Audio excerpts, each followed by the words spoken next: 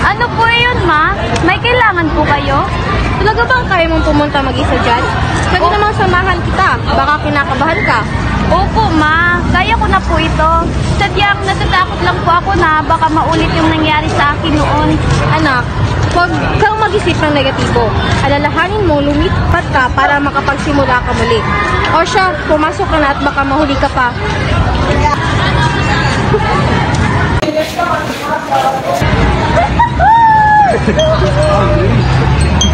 Ano po yun, kuya? Are you sure na kaya mo? Baka hindi ka pa ready, sabihin mo lang ako. Alam kong malalim pa ang sugat mo sa mga nangyari noon. Kuya, kaya ko na po ito. Alam mo namang hindi ako mag-aaral, di ba? Oo nga naman. Siya nga pala, may ipapadala kong pera. Para sa iyo yon, gamitin mo ng mabuti. Salamat, kuya. The best ka talaga. Alam ko. Sige na, pumasok ka na. Mag-iingat ka. Sige po, kuya.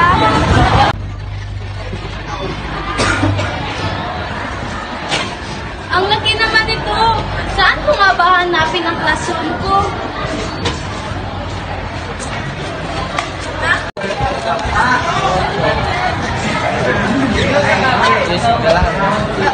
Alam mo ba kung saan ang classroom ng Vitamin Line Diamond? Doon din ako pupunta. Kung gusto mo, sabay na tayo. Sige, salamat. Tara.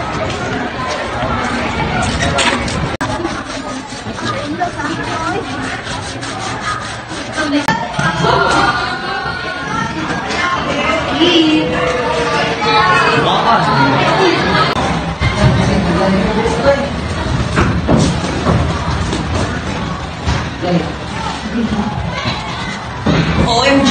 Hi! I'm Matthew nga pala. Ikaw ba yung bago namin kaklase? Pinaglan kasi ako ng mama na may bago kaming classmate. Gusto mo tagin tayo? Talaga? Sige, salamat. Hindi na mahihayin ka. Nga pala, ba't sabay pinalay ka pumasok? Uy, jowa mo? Michael? Sino yun? Hala, hindi mo lang pangalan ng boy? Nung kasama mong pumasok, be. Ah, siya. Nagkataon lang na pahiya kami nung pupuntahan.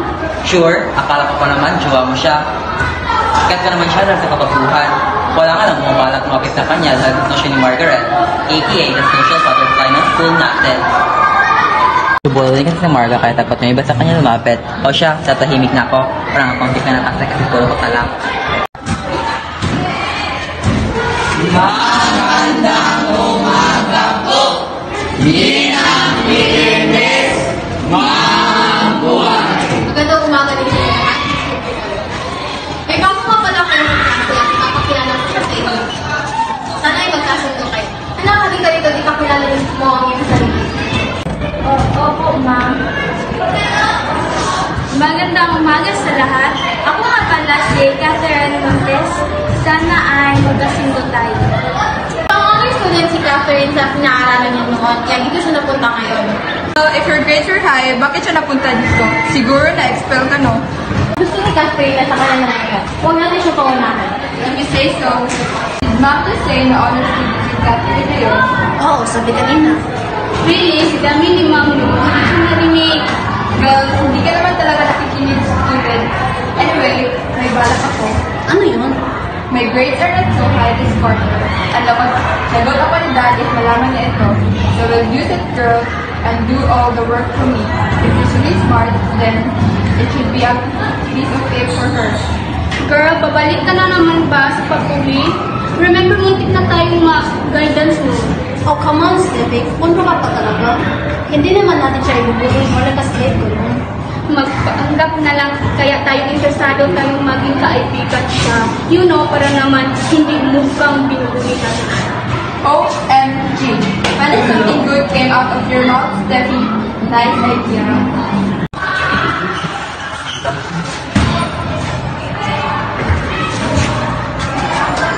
Hi! Catherine, right? Ako nga pala si Stephanie. You can call me Steffi. Hello po.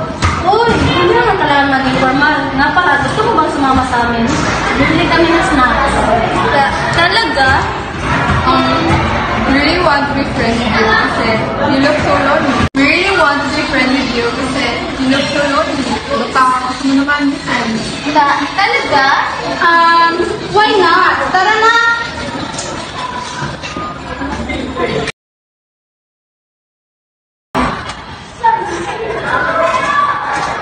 Catherine, ang dami mga ata ng ginagawa mo. Hindi naman lang sa'yo yan, ha? Nagpapatulong kasi sa akin ng mga kaibigan ko. Alam ka naman, tanggihan ko, ang mga kaibigan ko. Sure ka, kaibigan mo yun? Napag-iiwanan ka na nga. At saka, magkaiba yung kaibigan sa ginagamit lang. Anong sinasabi mo? Bakit mo ba sila sinisiraan sa akin, ha?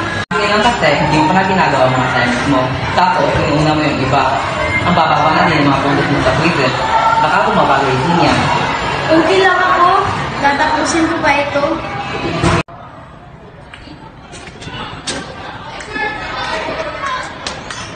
Uy, Kate, mukhang pagod ka yata.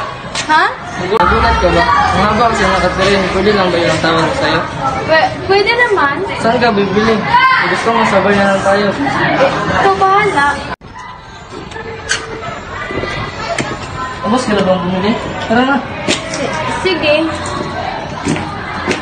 Ano nangyari, Kate? Parang nangyari ka yata. Wala to, pagod lang ako. Dahil ba kay Margaret to? Hindi, mga kaibigan ko sila. Michael, come here! Mike, tinawag ka ni Margaret. Puntahan mo na si Margaret, tatapusin pa ang mga assignments niya. Ano ka? Kaya ko ng sarili ko.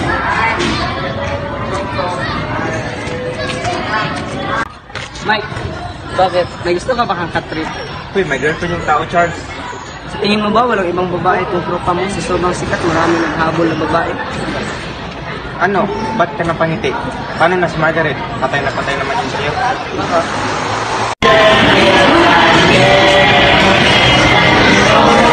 Catherine Montes, pwede ba tayong mag-usap? Sige. May problema ba sa bahay niyo? Bakit ang bababa ng mga marka mo? Malaki ang chance na malipat ka ng section dahil hindi umabot ang mga marka mo sa itinalaga sa section na ito. O siya, I'll give you time to take Miss Montes. Pwede ka na umalis. Ma, sorry po. Ano yun, anak? Bakit ka umiiyak? Maliit po ang mga marka ko, ma. Sorry po. Imbis na lumipat ako para mas matuunan ko ng pansin na ang pag-aaral ko ay mas lumiit pa ang mga marka ko. Anak, hindi kita masisisi. May problema ba dyan, anak? Mag-usap tayo pag uwi mo, ha?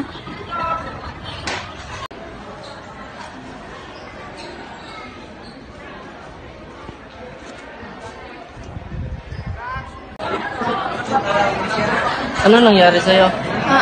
Wala. Napuwing lang ako. Ano nga? Ang baba kasi ng mga marka ko.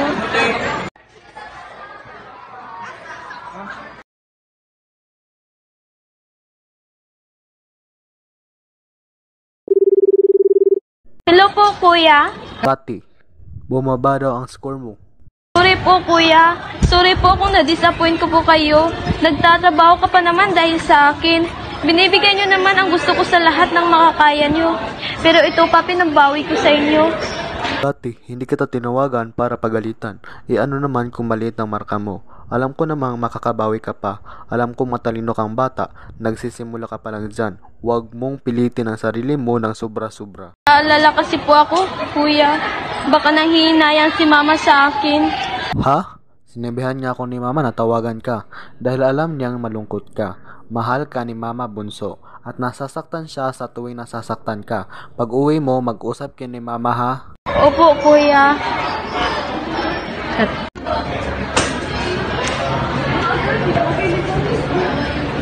Uy, si Kati pala to eh.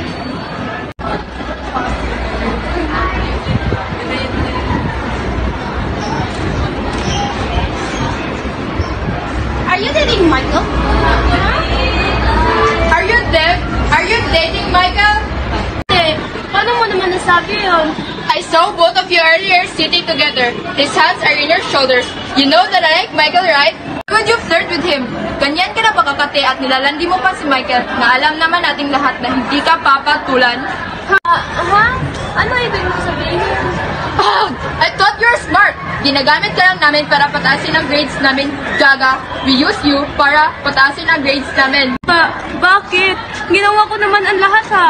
Bakit yung nagawa to? Mas inuna ko kayo dahil akala ko mga kaibigan ko kayo. Pero ito ang gagawin niyo sa akin? Do you really think na gusto namin maging kaibigan mo? A pathetic loser. Ang taas naman ang tingin mo sa sarili mo, itatak mo sa puputi mo na mas mataas kami sa'yo. Dahil hindi kami mukhang tanga na pinagpipilitan ang sarili niya sa iba.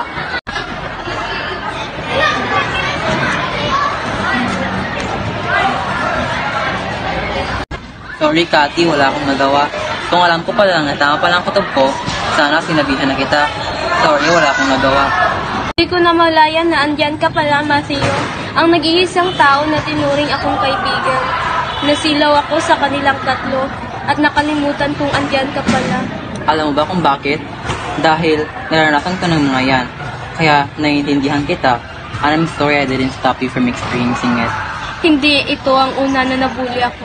Ha? Ibig sabihin, you know what? Tutulungan kitang bumangon muli at para bumalik ka na sa sarili mo. Patasin natin muli ang iyong marka dahil alam kong matalino ka. This time, kasamahan kita and I will always be here for you. Ituring mo na kong tunay na kaibigan. Salamat, Matthew.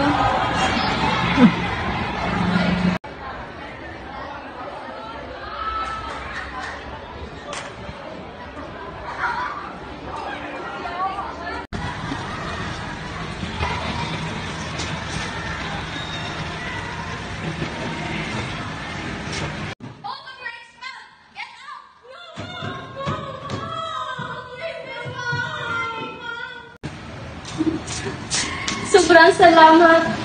What did you expect? Nakakayaan natin silang mambuli na mambuli? No, you're gonna be their last victim, Catherine. Kasi na lang. Hala, really? You know what? Matagal ko na talagang gustong itawag yan sa'yo. Kaso, baka sabihin mo feeling close ako. And you're so my height pa naman. Hi. Hello. Maganda na bago mo, ang bulok mo, Brad. Talaga? Salamat. Iniwasan mo ba ako? Ha? I heard that my heart and heart were to get you. Damat ko lang sila nila. And I know, my heart hurts me because of me. And I'm sorry. Ano ka ba? Tapos na yun. Wala ka namang kasalanan doon. Cathy, Gustuin ko man, Michael, pero mali. Mas gusto ko rin pagtuunan ng pansin ang pag-aaral ko ngayon dahil gusto kong bumangon muli mula sa aking pagkadapa at saka mga bata ba tayo.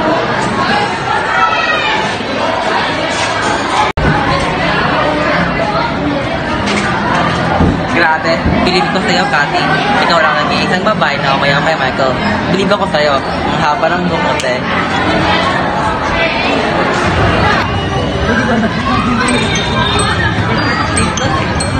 Ano po yun, Ma? May kailangan po kayo? Talaga bang kaya mong pumunta mag-isa dyan? Pwede namang samahan kita. Baka kinakabahan ka. Opo, Ma. Kaya ko na po ito. Sadyang natatakot lang po ako na baka maulit yung nangyari sa akin noon. Anak, huwag kang mag-isip ng negatibo. Alalahanin mo, lumipat ka para makapagsimula ka muli. O siya, pumasok ka na at baka mahuli ka pa.